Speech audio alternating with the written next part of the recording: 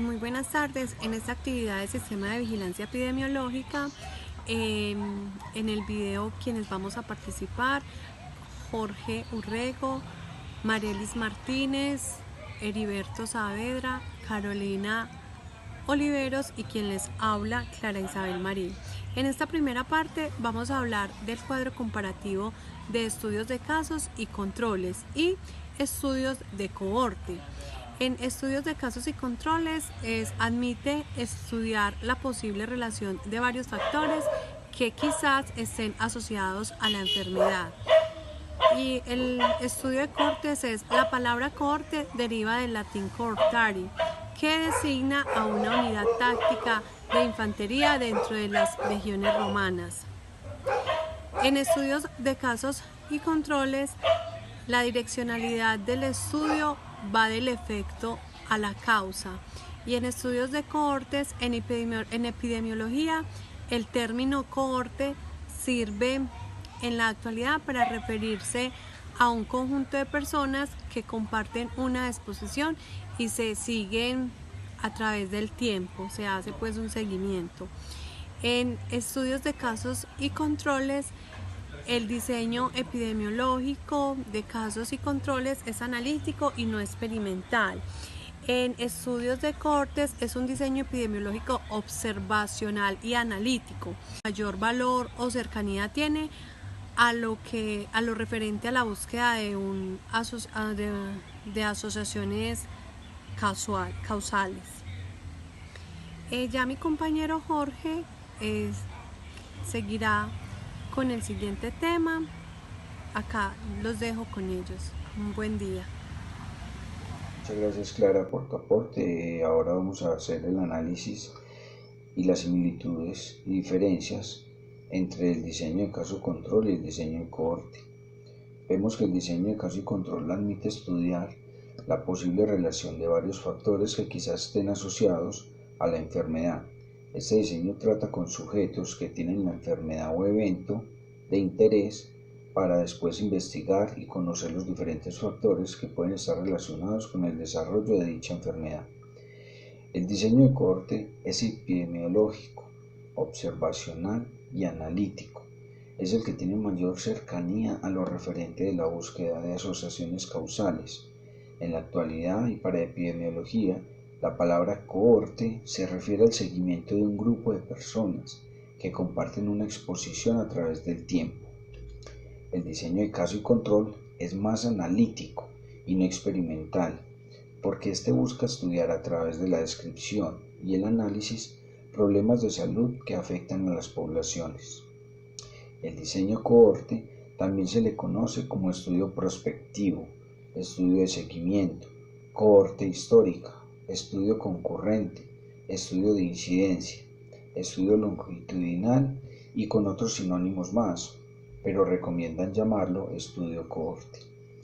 El diseño cohorte es analítico porque tiene como propósito establecer relaciones causales y es clasificado como no experimental debido a que los investigadores solo observan la realidad sin manipular ningún elemento. El diseño de casos y controles se utiliza como herramienta epidemiológica cuando lo que se necesita es cuantificar posibles asociaciones causales entre factores de riesgo o de protección y algún efecto o resultado. Por lo general, una enfermedad de este diseño solo busca más la causa-efecto del evento a estudiar. La finalidad de estudio de cohorte es que las personas se identifican en función de la presencia o ausencia de exposición a un factor de riesgo de interés. En ese momento todas ellas se deben encontrar libres de enfermedad a estudiar y serán seguidas durante un periodo de tiempo determinado, lo suficiente para determinar la aparición del evento a seguir. El diseño cohorte es de gran utilidad en el momento de emitir un juicio sobre la existencia de las relaciones causa y efecto entre variables, siempre y cuando se cuente con un tamaño de muestra suficiente, aleatoria y adecuada con una intervención y un seguimiento controlado. La diferencia fundamental entre estos dos tipos de estudios radica en el método de selección de los sujetos, que en los primeros se basa en el grado de exposición y en los segundos en el evento de interés. Vamos a escuchar a la compañera Marelis, que tiene más aportes para hacerlos. Muchas gracias. Gracias, compañero Jorge, por tu aporte.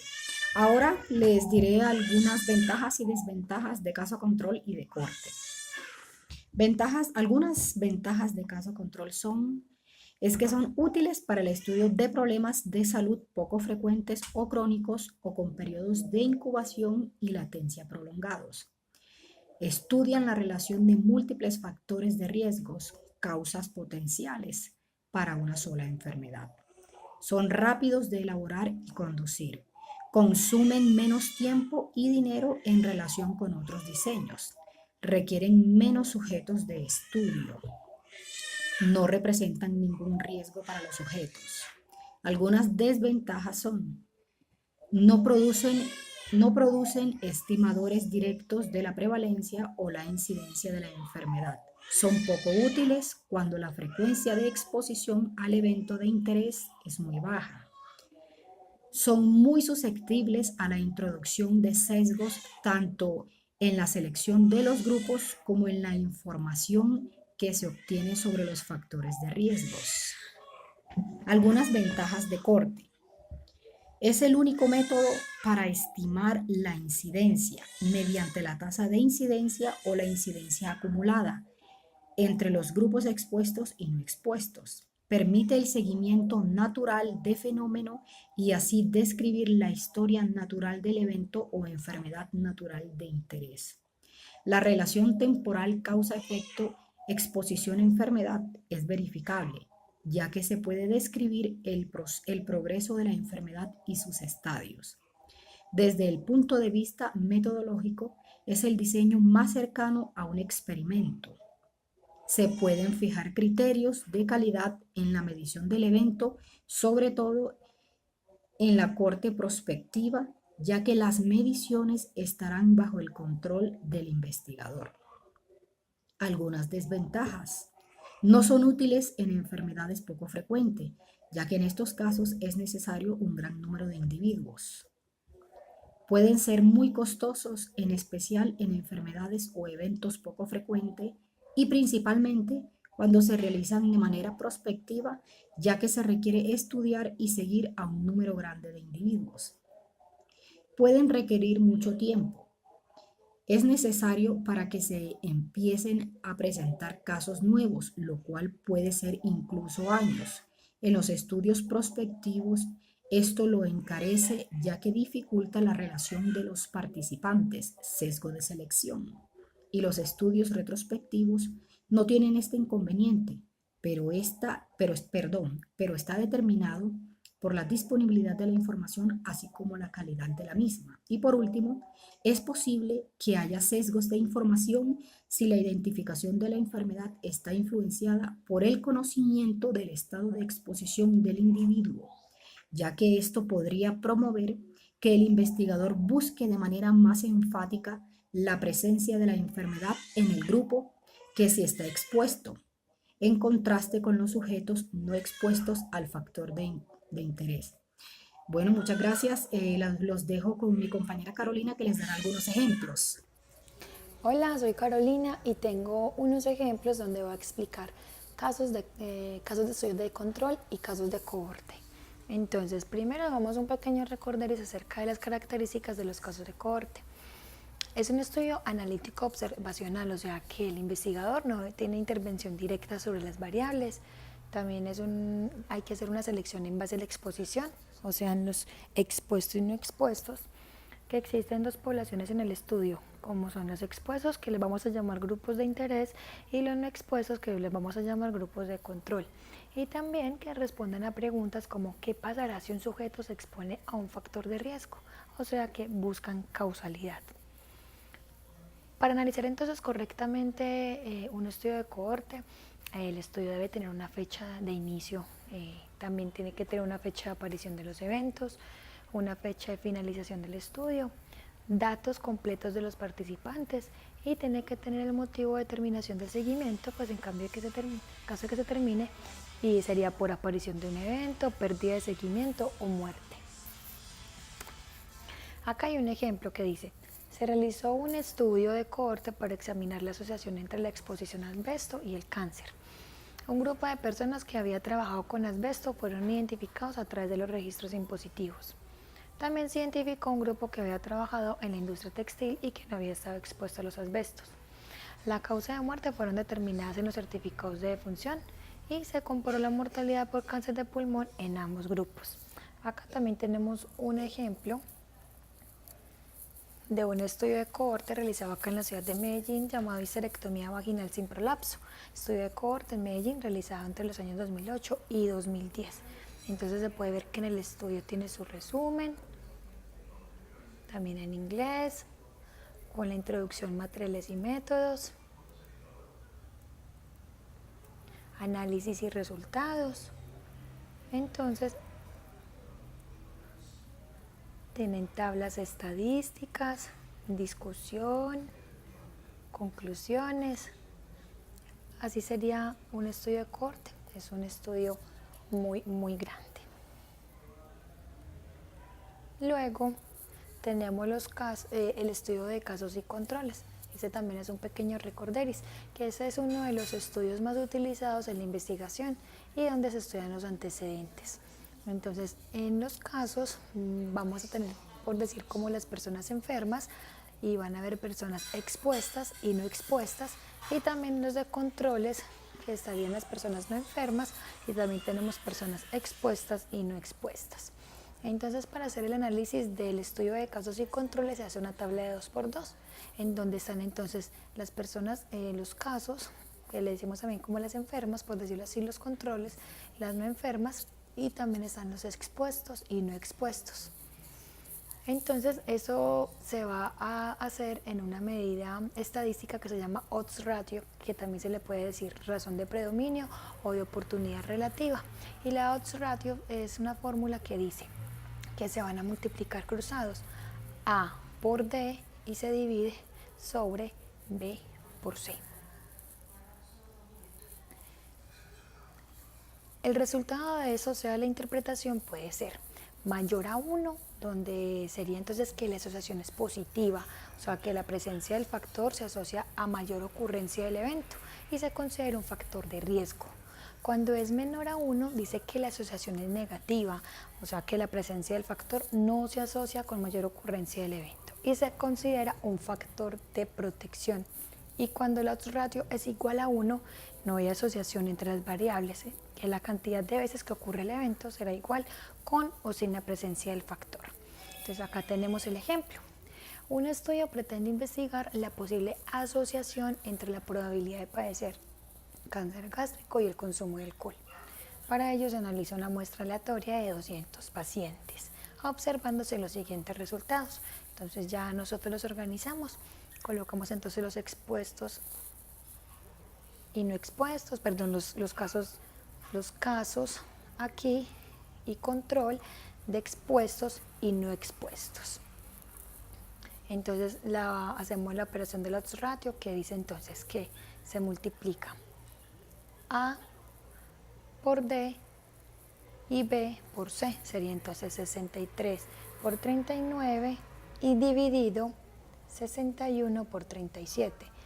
Eso nos da entonces 63 por 39, 2.457 y 61 por 37, 2.257 y esto da 1,08.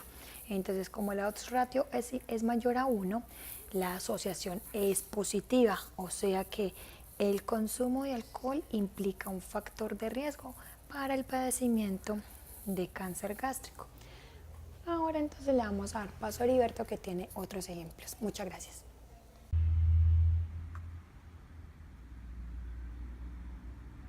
Cordial saludo. Voy a continuar con lo que es la presentación del trabajo que venimos realizando.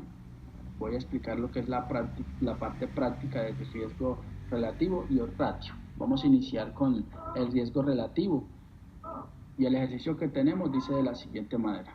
En el estado de Guerrero se llevaron a cabo estudios epidemiológicos en los cuales cierto grupo de personas tomadas al azar se expusieron al virus de la influenza, de los cuales 547 resultaron enfermos, mientras que 107 no presentaron la enfermedad. y los que no fueron expuestos al virus de la influenza, 85 resultaron enfermos, mientras que 297 no presentaron la enfermedad. Entonces tenemos expuestos enfermos 547, expuestos sanos 107, no expuestos enfermos 85 y no expuestos sanos 297, para un total de la población estudiada de 1036.